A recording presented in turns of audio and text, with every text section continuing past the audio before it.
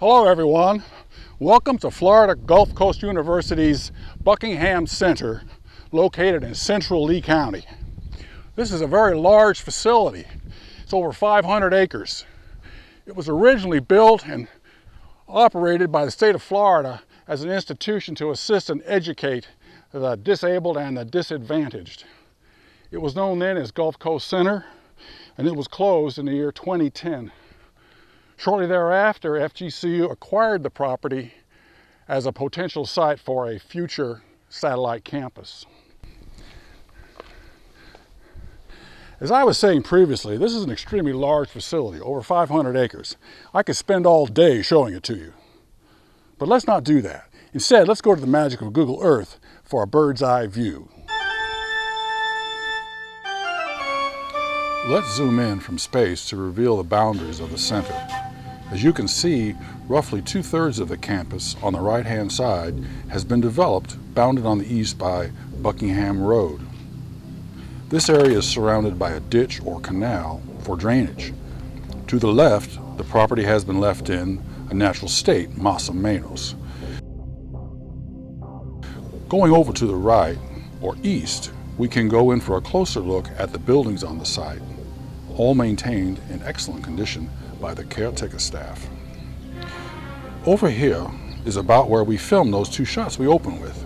However, our main focus right now is with those approximately 200 acres on the left. These are mostly pine uplands, and here we'll be examining how this habitat can be properly restored and managed to realize its full potential for visitors and natural systems and communities alike. A system of trails in this natural area is desirable. Molly Rybovich of FGCU will tell us more about trail planning.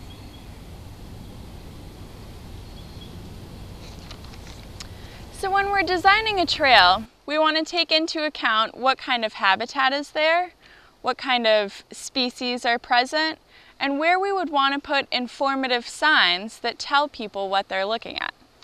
Here at Buckingham, we're going to have primarily pine flatwood habitats. The kind of species, I'm seeing just in this area right now a lot of sprawling grapevines, some slash pines, and even some Brazilian pepper. I might want to put up a sign here that explains to people the difference between invasive and exotic species, pointing out the native slash pine and the exotic Brazilian pepper.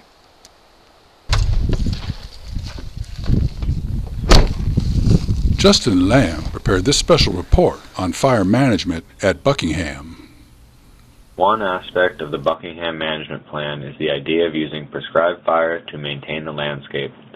There are about 200 acres divided into 5 sectors that would fall under the burn plan. The rest of the property has been cleared or is buildings.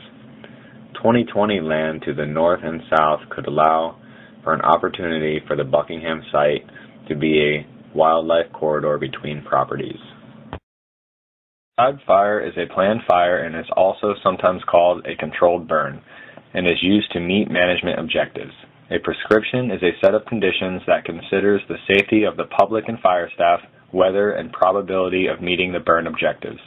In most cases, management-ignited prescribed fires are used to manage vegetation instead of lightning-caused fires.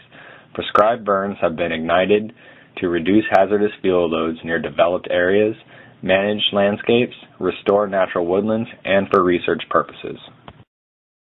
Before any prescribed fires are permitted, the site must complete a fire management plan and a prescribed burn plan. Each prescribed fire must meet all the conditions identified in a go, no-go checklist before ignition. When a fire cannot be used, most hazard fuel reduction is accomplished with saws and manual removal. Hazard fuel reduction around developed areas provides firefighter safety and structure protection in the event of a wildfire, but also gives the fire management staff greater confidence and a broader prescription to allow natural ignitions to burn their course. Benefiting from the prescribed fire is the gopher tortoise. There is a considerable amount of gopher tortoises and gopher tortoise burrows on the Buckingham property. The most important features of good tortoise habitat are sandy soil for digging burrows, an open tree canopy so that plenty of sunlight reaches the ground, and small plants for food. Without fire, vegetation grows very tall and thick. Little sunlight can reach the ground, and herbs that are the primary food source for tortoises cannot live in the shade. After a few years without fire, much of the habitat becomes unsuitable for tortoises. Even though the land appears to be natural, it cannot provide the things that tortoises need to live. The lack of fire is also detrimental to many other species of wildlife that depend on habitats that evolved with fire, such as the Florida scrub jay, eastern indigo snake, and Florida scrub lizard. It is too late to let nature take its course when it comes to fire. We cannot go back to previous natural conditions that allowed the landscape to burn, so we must actively manage the land with fire. By burning individual parcels of the landscape at a time, there is plenty of habitat left for wildlife. Controlled burning also reduces fuel loads that can be very dangerous in the event of a wildfire. Remember that conservation of land is not enough, because in order for land to truly be conserved, it must be properly managed. Some FGCU students invited a local land manager, Roger Clark, and met with him to get his thoughts on Buckingham Center. I'm Roger Clark. I'm the Land Stewardship and Coastal Areas Manager for Lee County Parks and Recreation, and that includes stewardship of all the county's conservation lands, including those purchased through Conservation 2020. We have some really neat opportunities with this site to use it as a connector, both for possibly water, for wildlife, and certainly for people, with two preserves that the county owns, one to the north and one to the south. And as you look around the site, you can see it's pretty much a clean slate.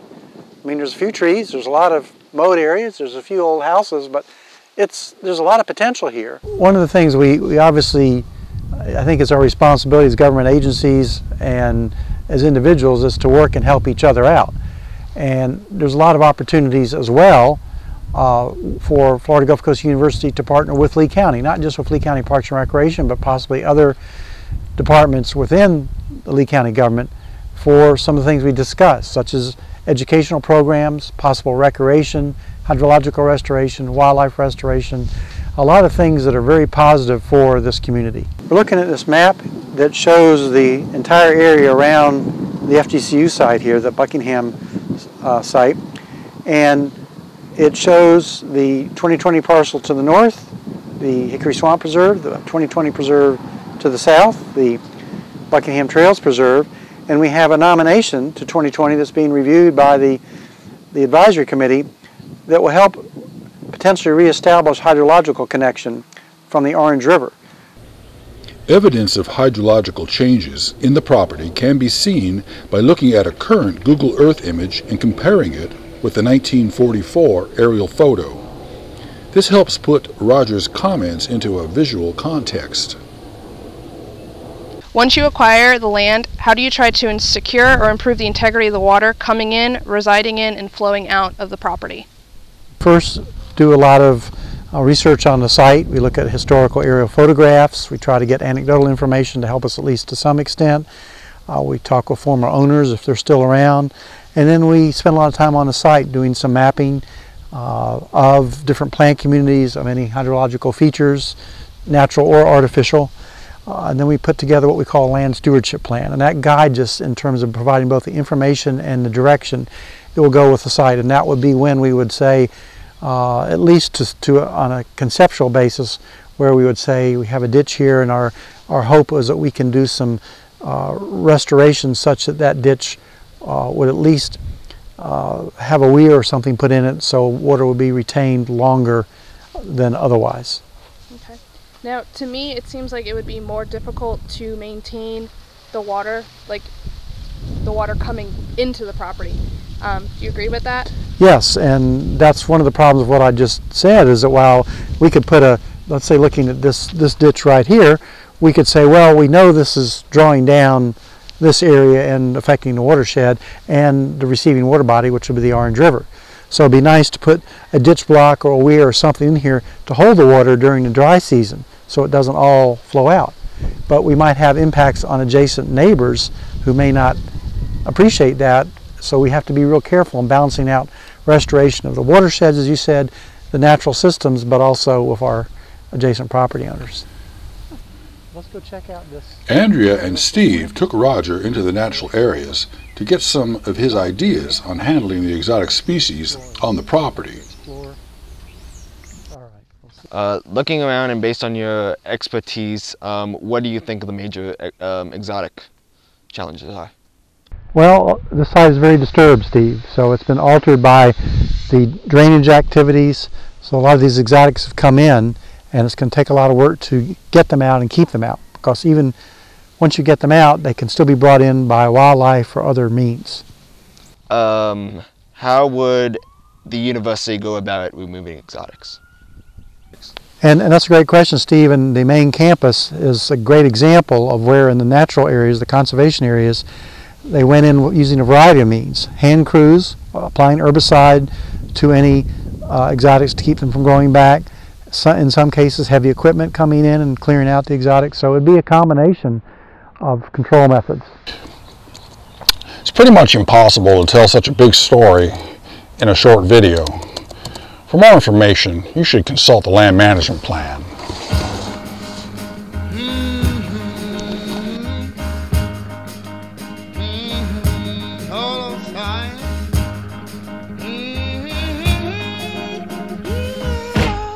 Yeah, listen.